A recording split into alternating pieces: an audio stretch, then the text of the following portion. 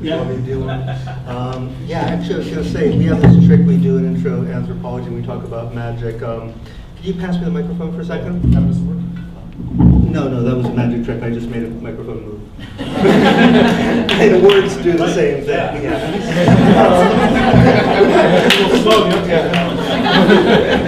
Use the mic. Everybody always is. Okay, let me use this one.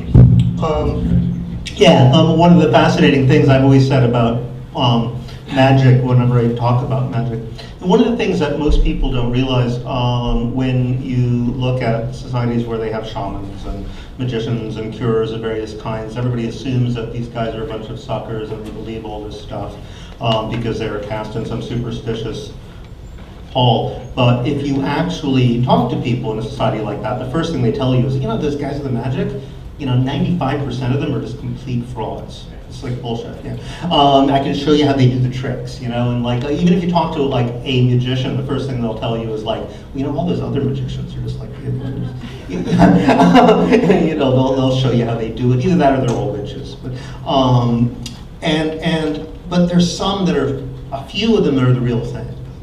I might not have actually met one, but somewhere in the world there are. And I think that's actually important to bear in mind with all this stuff, because it always struck me that there's a very similar, there's a similarity in politics and magic, because if magic is the power of words that make things true because people believe them or accept them, in a way politics is that domain in which that is actually the case. I always said that.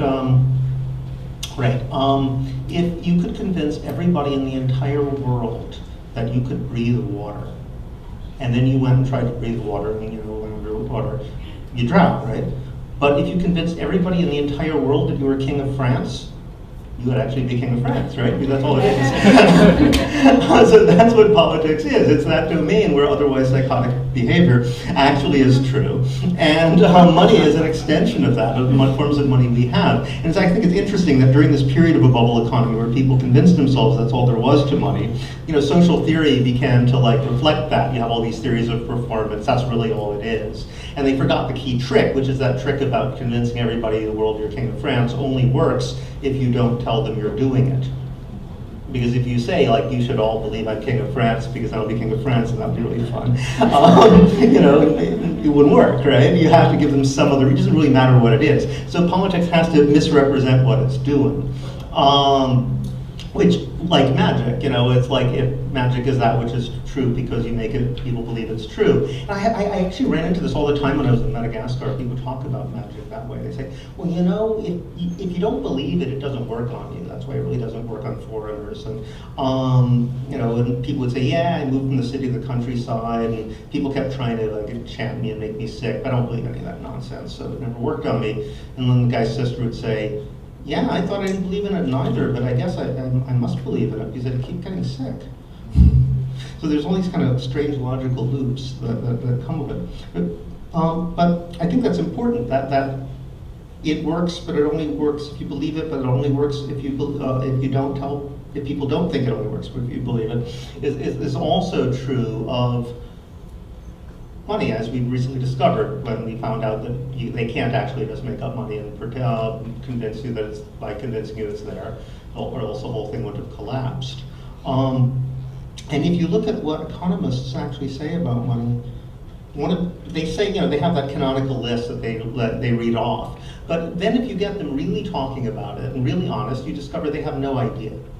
I mean, you'd think if there's anything that economists would have a handle on, right, it would be money. But actually, no, it throws it all off. There's no consensus at all. Some people think it's basically a means of exchange, and therefore it's a physical currency. Other people think it's basically a unit of account, and there doesn't even have to be something there. Some people think it comes, it's a medium that passes between people. Some people think it's a measure established by states. There's a million theories of money. There's no consensus. And thus, most economists just don't like to talk about it very much. Which is, so the great tradition of economics says, well, money is not really all that important. It's actually all barter. Economies are really barter economies, and they have this somewhat inconsequential veil of money is the term they use sometimes, which is sort of used to facilitate barter, but barter is all that's really going on. And thus they tell this story, you know, once upon a time, people really actually did swap things with each other, and that became inconvenient and annoying in all sorts of different ways. And all economists agree that this happened, even though, you know, every piece of evidence we have from any place in the world indicates very clearly that this is completely untrue. And you know, they tell a story, and everybody knows it, right? You know, once upon a time there was barter, and that was inconvenient, so people had to make up some medium of exchange, and then that led to credit, and you know, so sort of securitized derivatives, or just sort of next link of the logical chain. You know? It all flows logically. In fact, you know, one of the amazing things that pops out if you study history is it's exactly the other way around. That credit comes first. Actual physical coinage is invented really late. It's like it pops up around 600 BC, more or less at the same time in India, China, and a little earlier in the Aegean. And it's originally used to pay soldiers. It's a military thing. And you know, credit systems that, you know, compounded interest rates existed 2,000 years before that, but actual physical coins, you know, comes in really late. And then barter usually only happens when people are used to using money and they don't have it anymore.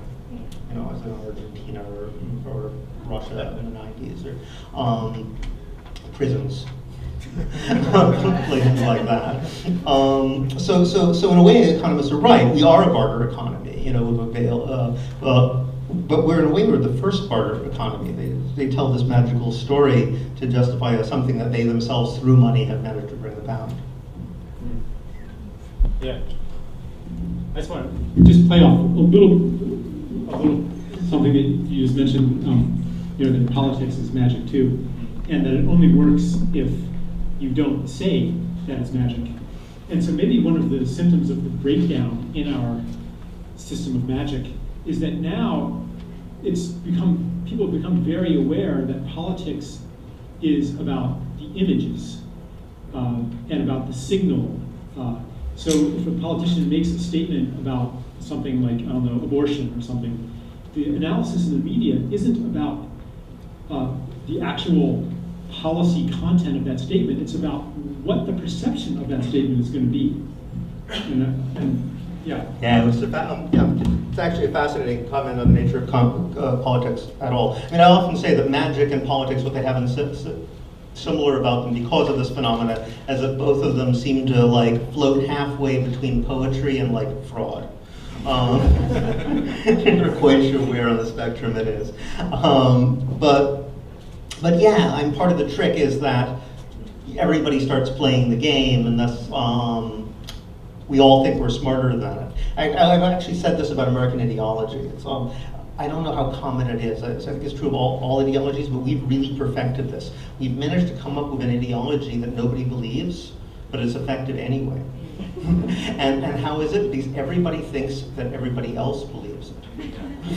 So, you know, like you know, the basic terms of how our society is, that politics is basically fair, that it's not completely corrupt, that we actually do live in a democracy, that, you know, we have a free market, you know, all these like ideas, nobody actually believes that. But everybody thinks they see through it, but they all think other people are all stupid and actually alter this. It's a kind of an example of the phenomena that you're talking about. I don't think there's a word for it, actually. But there probably should be.